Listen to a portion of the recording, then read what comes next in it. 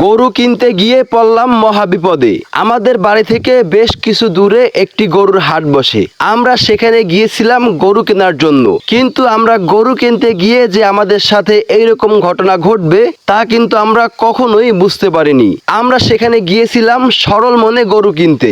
আমরা অনেক সকাল সকাল চলে গেছিলাম ওই বাজারে গরু কেনার জন্য। আমরা যখন যাই তখন আসলে কোনো গরু ওঠে নাই।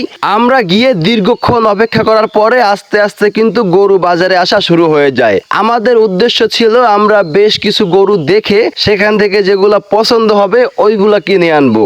আমাদের উদ্দেশ্য ছিল ছোট বাছুর কেনা, কিন্তু আমরা বাজারে গিয়ে দেখি এখানে গরুর থেকে দালাল অনেক গুণ বেশি, যেখানে একটি গরুর সাথে 4 থেকে 5 জন করে দালাল রয়েছে। বাজারে গৃহস্থ নাই বললেই চলে, গরুর ব্যাপারীরা এলাকায় ঘুরে ঘুরে গরু কিনে সেই গরুগুলো বাজারে উঠিয়েছে। তারা গ্রামে ঘুরে ঘুরে কম দামে গরু কিনলেও বাজারে কিন্তু গরুর দাম ছিল আকাশচুম্বী। বাজারে অনেক সময় ঘোরাঘুরির পরে আমাদের কিন্তু কয়েকটি গরু পছন্দ হয়েছিল, তবে দালালের কারণে আমাদের কিন্তু আর গরু কেনা হয়নি।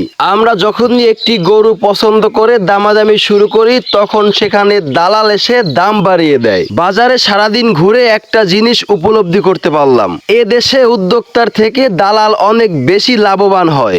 আপনারা যদি বাজারে গরু কিনতে যান অবশ্যই কিন্তু দালালদের থেকে দূরে থাকার চেষ্টা করবেন। আল্লাহ হাফেজ।